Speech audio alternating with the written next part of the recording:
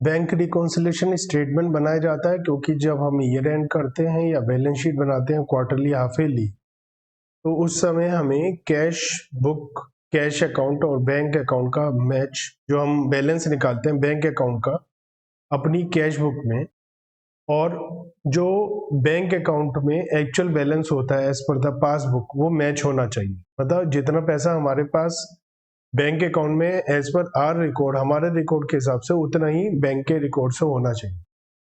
लेकिन कभी कभी ऐसा मैच हो नहीं पाता है, कुछ डिफरेंस आ जाता है इसमें। तो वो डिफरेंस का रीजन क्या है, उसी के लिए हम बीआरएस बनाते हैं, बैंक रिकॉन्सिलिएशन स्टेटमेंट।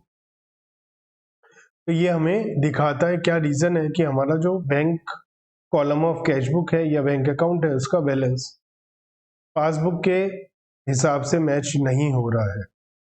तो ये हमारे एक बैंक रिकॉन्सिलिएशन स्टेटमेंट का पर्पस है। तो हम इस पूरे चैप्टर में जब भी कैश बुक की बात करेंगे, तो यहाँ पर कैश बुक का मतलब या तो 2 कॉलम कैश बुक है या 3 कॉलम कैश बुक है, और उसमें हम बैंक कॉलम की बात कर। तो इस चैप्टर में बैंक कैश बुक का मतलब बैंक अकाउंट है, कैश बुक का मतलब bank column of cash book means bank account है, बैंक अकाउंट हमारे हिसाब से, और पासबुक का मतलब है बैंक अकाउंट बैंक के हिसाब से। एक बात ध्यान रखना कि हम जब भी पैसा बैंक में जमा कराते हैं तो हम बैंक अकाउंट को डेबिट करते हैं। हमारी एंट्री होती है bank account debit to cash, अगर हमने खुद पैसा जमा कराया है। ऐसा करने पर अगर हमारे अकाउंट में 10,000 रुपया जमा था और 2,000 रुपया और डिपॉजिट करा दिया, तो बैंक में 12,000 हो जाता है, 12,000 हो जाता है। तो आप ध्यान रखिए, कैश बुक में डेबिट होने से, कैश बुक डेबिट होने से बैंक का बैलेंस बढ़ता है अगर हम बैंक कॉलम में लिखते हैं, और bank column of cash book को क्रेडिट करने से बैंक बैलेंस रिड्यूस होता है। अगर 10,000 का बैलेंस था, 2,000 विड्रॉ कर लिया तो 8,000 रह जाए। ये हमारा है, हमने अगर पैसा लेना है तो हमारी एसेट है, और बैंक ने पैसा देना तो बैंक की लायबिलिटी है, लायबिलिटी का क्रेडिट बैलेंस होता है। तो हमारे हिसाब से हमें पैसा और लेना है, अगर हम और बैंक में पैसा जमा करेंगे, और बैंक के हिसाब से बैंक को और ज्यादा पैसा देना है आपको, क्योंकि आपने और पैसा जमा करा दिया। तो कुल मिलाकर कहानी ये है कि अगर आप 2,000 रुपया डिपॉजिट कराएंगे, तो आपने 10 की बजाय 12,000 बैंक से लेना है, और बैंक ने 10 की बजाय 12,000 आपको देना है। आपकी एसेट है डेबिट, बैंक की लायबिलिटी है क्रेडिट।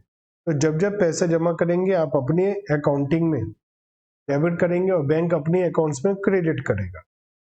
और जब जब आप पैसा निकालोगे आप अपनी बुक्स में माइनस करोगे, क्रेडिट करोगे, और बैंक अपनी बुक्स में माइनस करेगा लेकिन डेबिट करेगा।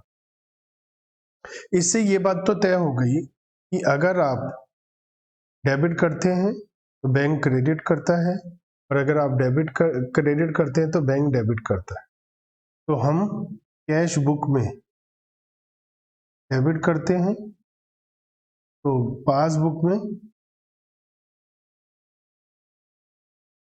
क्रेडिट हो जाता है अगर हम कैश बुक में डेबिट करते हैं। लेकिन एक बात ध्यान रखनी है कि अगर हम कैश बुक में डेबिट कर रहे हैं तो पासबुक में क्रेडिट हो रहा है, लेकिन कैश बुक में डेबिट होने से कैश बुक में भी प्लस हो रहा है, पासबुक में भी प्लस हो रहा है। In the same manner cash book में क्रेडिट होता है, माइनस हो जाता है, डेबिट होता है पासबुक में लेकिन माइनस। तो हमें ये बात समझ में आ गई कि डेबिट और क्रेडिट तो उल्टा होता है, लेकिन प्लस और माइनस सेम होता है। कैश बुक में प्लस है तो पासबुक में भी प्लस ही होगा, पासबुक में माइनस है तो कैश बुक में भी माइनस ही होगा। तो हम इसी बात को ध्यान में रखते हुए जब बीआरएस बनाएंगे तो हम लोग डेबिट क्रेडिट की बजाय प्लस माइनस की बात करें, क्योंकि हमें पता है कि कैश बुक हो या पासबुक हो, अगर डेबिट बैलेंस है या क्रेडिट बैलेंस है वो बात अलग है, लेकिन फेवरेबल है तो हमेशा प्लस में आएगा, ओवरड्राफ्ट है तो हमेशा माइनस में आएगा। तो प्लस माइनस सेम रहता है, डेबिट क्रेडिट चेंज हो जाता है, तो हम हमेशा प्लस माइनस वाले मेथड से ही काम करेंगे। तो ये एक तय हो गई बात। दूसरी बात ये कि अगर हम कैश बुक को स्टार्टिंग पॉइंट लेंगे तो आंसर में पासबुक आएगा, पासबुक की स्टार्टिंग पॉइंट लेंगे तो आंसर में कैश बुक आएगा। ये बात भी आपको ध्यान में रखनी है। अब एक और इम्पोर्टेंट बात, क्या कि आपको सबसे पहले चेक करना है स्टार्टिंग पॉइंट क्या है, अगर स्टार्टिंग पॉइंट कैश बुक है तो टारगेट मतलब आपका जो रिजल्ट आएगा वो पासबुक आएगा, और अगर स्टार्टिंग पॉइंट आपका पासबुक है तो रिजल्ट आपका कैश बुक है। तो आपको टारगेट पे ध्यान लगाना है। बस एक लास्ट बात बता रहा हूं, अगर एडजस्टमेंट की वजह से टारगेट प्रॉफिट आपका इंक्रीज होगा तो आपको प्लस करना है, और अगर एडजस्टमेंट की वजह से टारगेट प्रॉफिट रिड्यूस हो रहा है तो आपको माइनस में लिखना है। For example, starting point cash book है, मान लेते हैं +1000। अब लिखा है check deposited but not yet credited. तो जब हम चेक डिपॉजिट कराते हैं तो हम कैश बुक में हाथों हाथ एंट्री कर देते हैं, पासबुक में आने में 2-3 दिन का टाइम लग जाता है। उसी दौरान अगर ईयर एंड हो गया तो हमारा मैच नहीं हो पाता बैलेंस। चेक डिपॉजिट किया हमने 28 मार्च को, लेकिन अब तक क्रेडिट नहीं हुए, और ये चेक है 400 रुपए। अब हमें क्या करना है, हमें बस ये देखना है इस ट्रांजैक्शन की वजह से टारगेट प्रॉफिट पर क्या असर पड़ा। इसके लिए मैं आपको बहुत ही सिंपल सा तरीका बता देता हूँ। आपको एक इमेजिनरी फिगर लेनी है इससे ऊपर की, मान लिया 500 रुपए। हम मानते हैं इस ट्रांजैक्शन से पहले दोनों का बैलेंस मैच हो रहा था। अब आपने चेक डिपॉजिट कराए हैं, तो जैसे ही आप चेक डिपॉजिट कराते हैं तो हम कैश बुक में एंट्री कर देते हैं, डिपॉजिट कराए तो प्लस कर देते हैं। पासबुक में कुछ भी अभी हुआ नहीं क्योंकि पैसा आया नहीं, तो इस समय का बैलेंस हमारा ये है। अब जो टारगेट है वो टारगेट क्या है हमारा, टारगेट है पासबुक, क्योंकि आंसर में पासबुक आएगा क्योंकि स्टार्टिंग पॉइंट कैश बुक है। तो टारगेट पासबुक है, और मैंने क्या कहा था target profit, sorry target profit नहीं, टारगेट बैलेंस। मुझे असल में मैंने कल को सीए इंटरमीडिएट के एक कॉस्ट अकाउंटिंग के बैच में रिकॉन्सिलेशन का चैप्टर कराया था, वहां पर भी ऐसे ही करते हैं। वहां प्रॉफिट था तो मेरे मुंह से प्रॉफिट निकल गया। Target balance, target balance. तो टारगेट बैलेंस अगर हम देखें, कैश बुक से पासबुक की तरफ जाना है और टारगेट बैलेंस कम है, कम का मतलब माइनस में लिख दो। 400 रुपए का डिफरेंस है, 400 रुपए माइनस में लिख, बस इतना सा काम हमें करना है। और सबको ट्रांजैक्शन करने के बाद टोटल करेंगे। जैसे ये टोटल आ गया है तो टोटल प्लस का ज्यादा है तो प्लस का balance as per passbook, plus मतलब credit balance as per passbook, ऐसे हमारा आंसर आ जाए। तो हमें टारगेट को ध्यान में रखना है। अगर आप मेरे से ऑलरेडी पढ़ चुके हैं तो आपको पता ही है किस तरीके से हमें एक एक ट्रांजैक्शन को करना है। हमें टारगेट को लेकर चलना है, हमारा तरीका सेम रहेगा, चाहे स्टार्टिंग पॉइंट कैश बुक हो चाहे पासबुक हो। हम वो वाला सिस्टम नहीं कर रहे कि बैंक ओवरड्राफ्ट है तो उल्टा कर देंगे या पासबुक है तो उल्टा कर देंगे। एक ही तरीके से क्वेश्चन को करेंगे।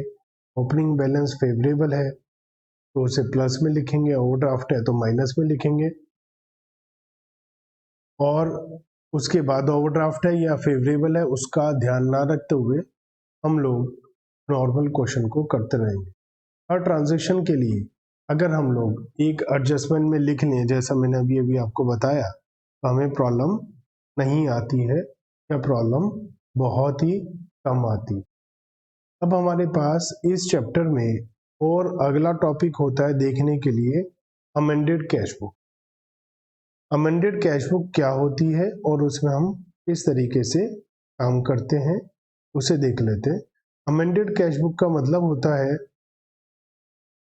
कि हम लोगों ने अगर कोई ट्रांजैक्शन में गलती कर रखी है अपने यहाँ कैश बुक में, और अब वो अगर बैंक रिकॉन्सिलेशन बनाते समय हमें पता चल गई तो उस गलती का हम हाथों हाथ सुधार कर लेते हैं, बजाय ये कि हम उसे बीआरएस में लिखें। तो हम लोग क्या करते हैं, हम लोग उसे हाथों हाथ ठीक कर लेते हैं कैश बुक में, अगर हमारी कैश बुक में कोई मिस्टेक है तो तो इसे अमेंडेड कैश बुक या एडजस्टेड कैश बुक का नाम देते, और हम लोग हाथों हाथ ट्रांजैक्शन को कैश बुक में ठीक करके कैश बुक का अमेंडेड बैलेंस BRS का स्टार्टिंग पॉइंट बनाते हैं। जैसे एग्जांपल नंबर 7 को अगर हम देखें, यहाँ पर डेबिट बैलेंस दिया है as per the cash book 50,000। तो हमें क्योंकि अमेंडेड कैश बुक बनानी है, necessary entry in the cash book में भी एंट्री करनी है, तो हमें अमेंडेड कैश बुक बनानी है। तो अमेंडेड कैश बुक में कैश का सही बैलेंस लेना है, तो ये ओपनिंग बैलेंस लिख दिया हमने। अब चेक और ड्राफ्ट हमने डिपॉजिट किए हैं लेकिन कलेक्ट नहीं हुए, ये हमारी कैश बुक में कोई गलती नहीं है, ये BRS में आएगा, तो ये BRS में आया।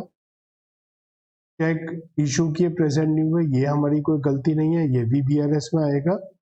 बैंक चार्जेस हुए लेकिन कैश बुक में नहीं लिखे, ये हमारी गलती है, हमें लिखने चाहिए थे। तो ओमिशन और एरर्स उसे हम अपनी कैश बुक में लिखते हैं। बैंक चार्जेस नहीं लिखे तो अब लिख दीजिए, बैंक चार्जेस क्रेडिट में आते हैं, पेमेंट होती है, तो हमने क्रेडिट में बैंक चार्जेस लिख दिए।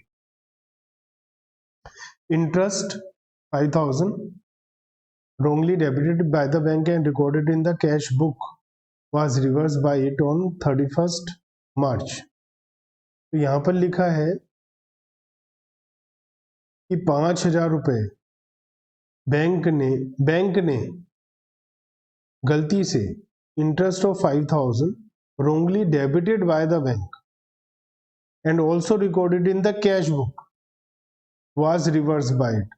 तो बैंक ने गलती करी और हमने भी गलती कर दी, हमने भी बैंक ने डेबिट किया तो हमने क्रेडिट किया होगा, भाई बैंक ने डेबिट किया गलती से, हमने क्रेडिट कर दिया होगा। अब उसे सुधारने के लिए हमने क्या करा, तो ठीक करा, हमने गलती से कैश बुक में क्रेडिट कर दिया होगा, इसे ठीक करने के लिए डेबिट करना पड़ेगा।